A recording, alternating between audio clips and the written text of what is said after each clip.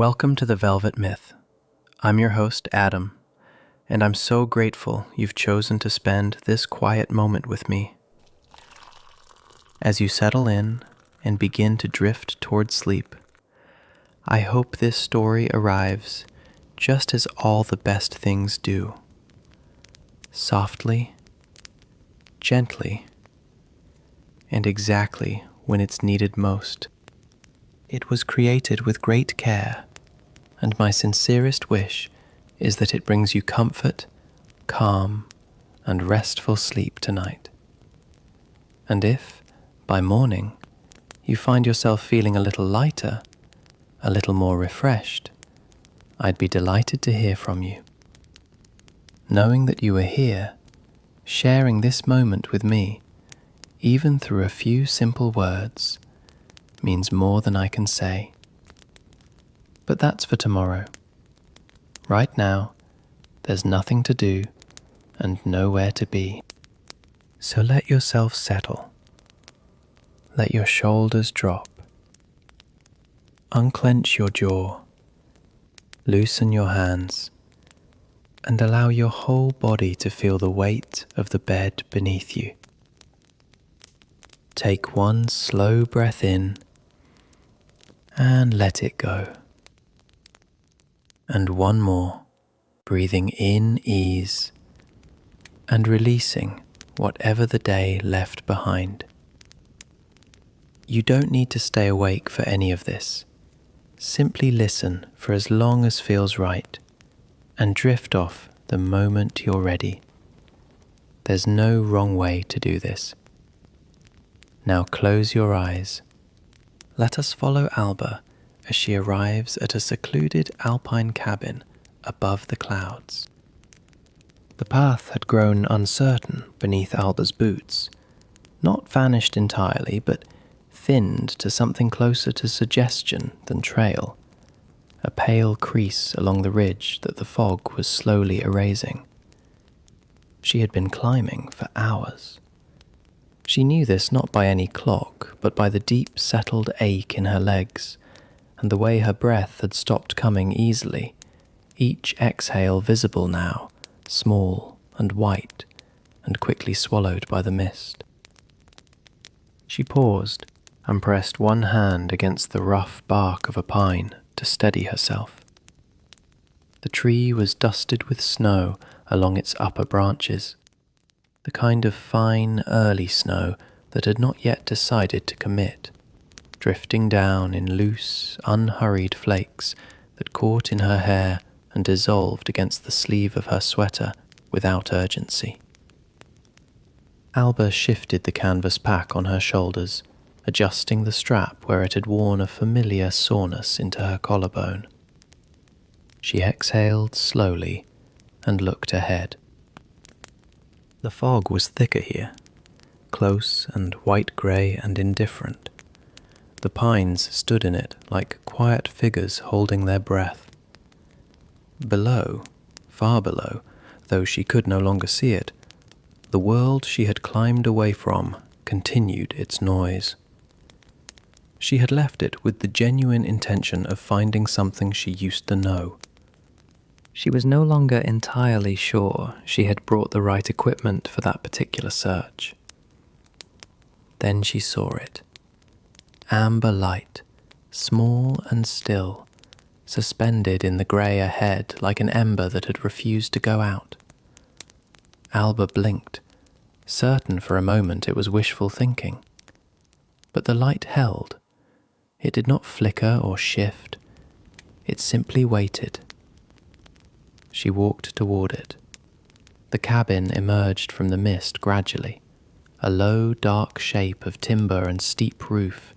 The light resolved now into a lantern, held at shoulder height in a large and steady hand. Vail stood at the open threshold, broad-shouldered against the warm interior glow, his forest green flannel shirt unhurried against the cold. He did not call out or wave. He simply stood there, lantern raised, as though he had known approximately when she would arrive. "You've made it before the weather settles in," Vail said, his voice low and even, the kind of voice that had no interest in startling anything. Alba stepped up onto the threshold and felt the warmth press gently against her face. Wood smoke and pine resin, and something close to safe. She bent and pulled off her boots, setting them beside the door with the slow care of someone whose hands had gone a little numb. Her pack she lowered onto a worn wooden bench just inside, and the absence of its weight felt, briefly, like the most profound relief she had experienced in months. Vail reached out without comment and took her damp gloves from her hands, turning to hang them on a wooden peg near the iron stove, where they would be warm and dry before she thought to ask. Vail crossed to the hearth without ceremony, lowering himself to one knee, with the practiced ease of a man who had done this 10,000 times and saw no reason to hurry any of them. He worked the iron poker through the embers, coaxing them apart, and the glow beneath the ash brightened, from dull orange to something warmer and more alive. He laid 2 split logs across the grate, with the same unhurried deliberateness he seemed to bring to everything, and within moments the fire had taken hold, small tongues of flame threading upward through the bark, finding their shape, steadying into a low and reliable burn. Alba stood just inside the room and watched him. She had not yet thought to sit. There was a wool blanket folded over the arm of a wide chair near the hearth, deep grey, softened with age, and Alba found herself moving toward it without quite deciding to. She peeled off the outer layer of her fleece, still faintly damp along the shoulders, and draped it over the back of the chair. Then she lifted the blanket and wrapped it around herself, tucking it close.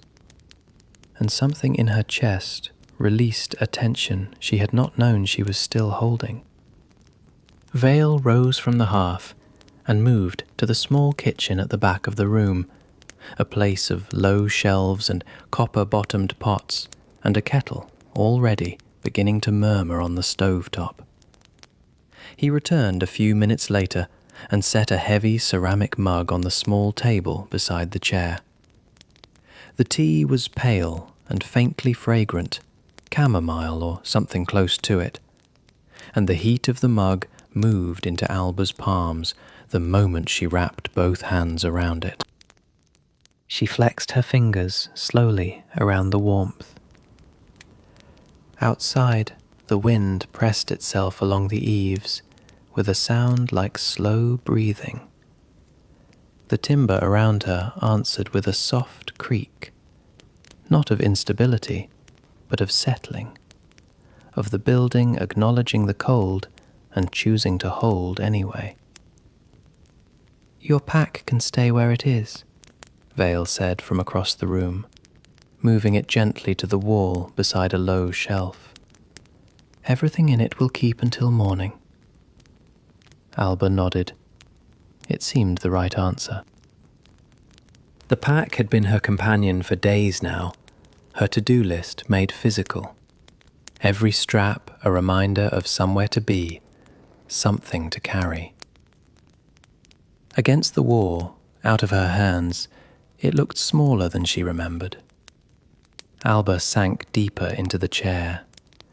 The fire threw amber light across the floorboards, in long, slow patterns that shifted as the flames moved. The smell of the room had fully wrapped around her now. Wood smoke and pine resin, and the faint lanolin warmth of the drying wool. It was not a complicated smell. It was the smell of enough. She looked at the fire without thinking about it, not studying it, not cataloguing it, just allowing the light and the heat to fill her field of vision until her thoughts grew quieter and further apart like sounds fading across still water. The mug warmed her hands. The blanket held her. The logs shifted in the grate with a low, soft sound, as if the fire were simply settling in for the night, the same as she was.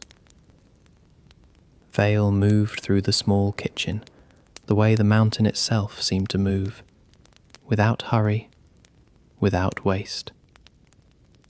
Alba watched him from the chair, before realizing she had shifted, almost without noticing, to the low bench beside the table near the window. The snow had been building on the outer sill in a gentle ridge, grain by grain, and she found herself watching it thicken, the way she might watch a candle burn. Not waiting for anything to happen, simply present to the slow accumulation of small and quiet things. A wooden board appeared on the table. A loaf of dark bread, dense and round, came down beside it. Vail drew a long knife through the loaf in even, unhurried strokes, and the sound of it, that clean, soft drag through the crust, settled into the room like another kind of warmth. From the small iron pot on the stove came the smell of the soup, something root-deep and savoury, with herbs Alba couldn't name but recognized as the scent of care. Vail ladled it into 2 heavy earthen bowls, the kind that held heat long after they had any right to, and set one in front of her without ceremony. A small crock of butter followed, a jar of something dark and amber, a fruit preserve, thick and glossy. He sat across from her and broke a piece of bread for himself, and that was all the invitation there was. Alba wrapped both hands around the bowl. The soup was simple, potato perhaps, and something earthy beneath it, but it moved through her like a quiet restoration. She ate slowly, without conversation, and found that the silence between them was not empty. It had texture to it, weight and warmth. Outside, the snow continued to fall past the glass in soft, directionless drifts.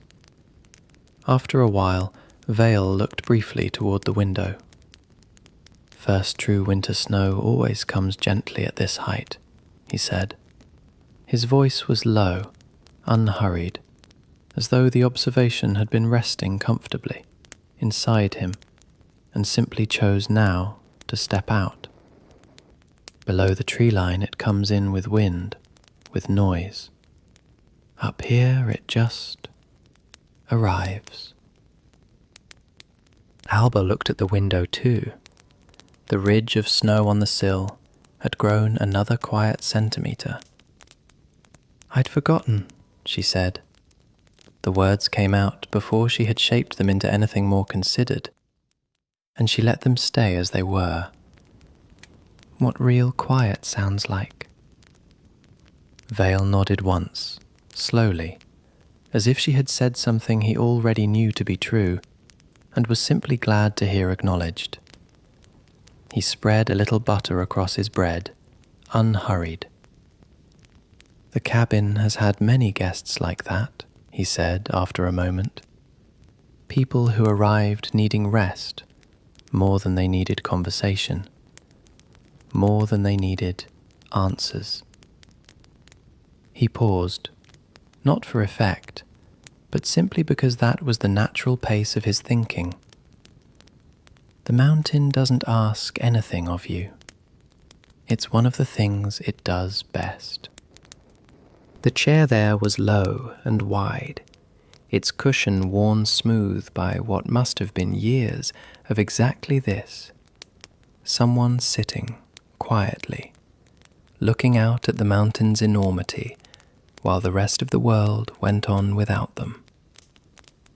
She settled into it and drew the folded blanket from the armrest across her legs, tucking the edges beneath her thighs the way she used to as a child, making a small cocoon of herself.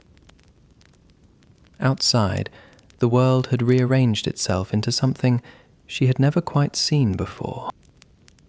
The clouds were below her, not surrounding the cabin, not pressing against the glass, but far below, pooled between the ridgelines like a slow white sea, filling every valley, every hollow, every space between the peaks.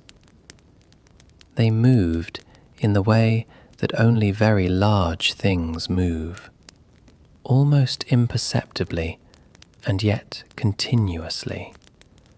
A long rolling breath held by the mountain and released in its own time. Here and there, the tip of a distant ridge broke through the surface like a dark island, and beyond it all, the sky had deepened into the particular blue that comes just after dusk has finished its work, a blue that belonged entirely to altitude and silence.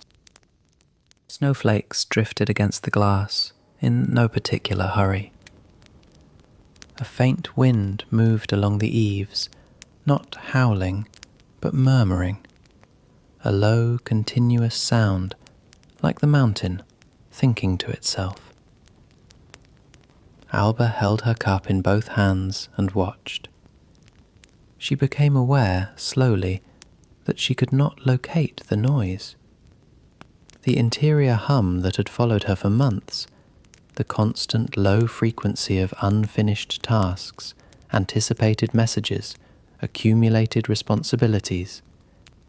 She searched for it the way you'd search for a sound you'd grown so used to you'd stopped noticing, and found that it had gone quiet. Not gone entirely, perhaps, but quiet, receded, moved to the far edge of things where it could do no harm tonight. She heard Vail settle near the stove behind her, the small sound of him resting his weight against the counter in his unhurried way. "Snow changes the air pressure," Vail said after a while, not to fill the silence but emerging from it. "People notice it in their bodies before they notice it in their minds. They start breathing more slowly without knowing why." He paused. "The mountain does something similar. It has so much patience that it lends some to whoever is near it." Alba did not turn from the window. She simply let his words join the rest of what was settling around her. She noticed that she was breathing slowly, had been for some time without having decided to. Her exhales were long and unhurried, fogging the cold glass faintly before the frost reclaimed it. The clouds below continued their enormous, indifferent turning. A single star appeared at the high corner of the window's frame, then another beside it, tentative, as though testing the dark. Vail moved quietly in the background, banking the stove for the night. The small domestic sounds of it, the soft clank of iron, the settling of wood, felt like punctuation in a language Alba was only now remembering she had always known. She pulled the blanket a little higher. The tea was nearly gone. Below her the clouds breathed. Above, the stars multiplied in the cold and patient dark, and Alba sat between them, belonging, for now, to neither world, only to this one, small, amber-lit, and still. Vail set down his mug without a word and reached for the small brass candle holder on the mantel shelf. He lit it from the last of the lamp's flame, a careful, practiced motion, and the light shifted, softer now, closer, as though the cabin were breathing down to its quietest register. He nodded toward the ladder at the back wall. Alba unfolded herself from the window seat slowly, her heavy body in the best possible way, the way of things that have finally been allowed to rest. She followed Vail across the warm floorboards, her wool socks making the faintest sound against the wood grain, and she looked up at the loft opening above. A simple ladder of dark timber, rungs worn smooth by years of hands. The candle Vail carried threw their shadows long and wavering up the wall. Vail climbed first, steady and deliberate, and Alba followed. The ladder creaked once beneath her, a low, familiar groan that the cabin absorbed without complaint. The loft was small and slant-ceilinged, tucked beneath the roofline, like a secret the mountain kept. The air up here held a faint smell of cedar and old wool, and something else, a coolness, clean and still, that drifted from the single-paned window set into the slope of the roof. Vail placed the candle on the low bedside table and turned back the quilt with both hands. A careful, unhurried gesture, the way someone folds back the cover of something they want to protect. Beneath it lay 2 wool blankets, thick and slightly nubbled in the muted colours of heather and slate. The pillow was deep. The mattress, Alba could already tell just by looking, was the kind that accepted weight entirely, like being held. Alba folded her burgundy sweater and set it on the small wooden stool beside the table. She placed her watch beside it. She had not looked at it in hours, and did not look at it now. A few small things from her pack, a lip balm, a worn book she suspected she would not open. She arranged them without thinking, the way hands do what they know, when the mind has already begun to soften. She sat on the edge of the bed and looked toward the window. The glass framed a piece of the night she had not yet seen from up here. Stars, now in full array, scattered across a darkness so deep it seemed almost solid. Below the ridgeline, the clouds still lay like a vast white shore, but up here the sky had fully opened. One bright star sat directly above the dark peak opposite, steady and unblinking. Vail paused at the top of the ladder, one hand resting on the run. "Breakfast whenever you like," he said quietly. "No hurry in the morning. The mountain will still be there." Alba looked at him, at the kind, weathered face, the steadiness in it, and something in her chest that had been held carefully in place for a very long time, released without ceremony. She simply nodded. The word "thank you" felt too small, and also exactly right, so she said it anyway. Vail dipped his chin once and descended. The ladder's soft creak marked each rung, growing fainter. Then the sound of his boots on the lower floor, unhurried, the quiet hiss and murmur of the hearth below, banking low. And then, nothing. Or not nothing, only the cabin settling. Only the snow against the roof, brushing light as breath. Only the stars through the small window, and the clouds far below.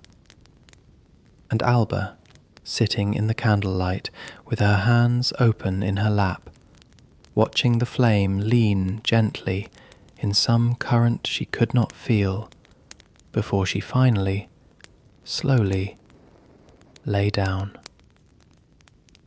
Alba lay down slowly, the way she had not allowed herself to lie down in years. Without agenda, without a phone face up on the nightstand, without the low current of tomorrow already threading through her thoughts. The mattress received her. That was the only word for it.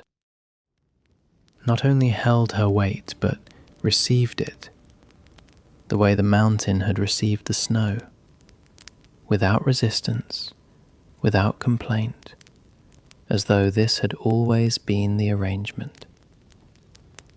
She pulled the quilt up to her chin and felt its layers settle, heavy and warm and faintly smelling of cedar and something older, like aired wool and pine. Her shoulders, which had been subtly braced since she couldn't remember when, dropped the last fraction of an inch they had been hoarding. It was such a small movement. It changed everything. Below her, the hearth made one soft sound, a low, hollow pop, the last small protest of a log giving itself over to embers. Then silence. Then the silence beneath the silence that Alba was only beginning to learn how to hear. Snowfall moved across the roof in long, unhurried passes. Not a storm, something gentler, a suggestion of snow, a whisper of it, the mountain drawing a soft cloth over the night. Alba listened without trying to listen. The sound arrived and left like breathing, and she realized, distantly, that her own breath had slowed to meet it. The candlelight on the loft beam above her had dimmed to almost nothing, a faint amber smear at the edge of dark. She watched it without thought. It asked nothing of her. In a little while it would be gone, and the dark would be the soft dark of a place that was simply resting, the way all things eventually rest, when they are finally allowed to. Alba's mind moved once, gently, over the evening behind her. Not to examine it, but the way a hand traces something it wants to remember. The lantern swaying in Vail's hand at the door, the orange glow pooled on the wooden floor, the clouds spread far below the window like something the world had exhaled.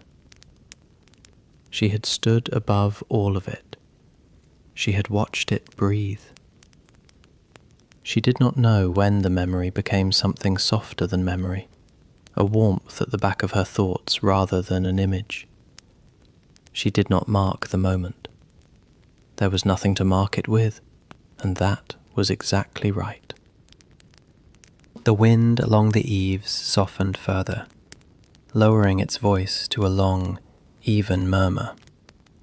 The cabin walls absorbed it. The timber beams, seasoned by decades of snowfall and cold, and the slow weight of many quiet nights, held steady with the ease of things that have long since made their peace with what they carry.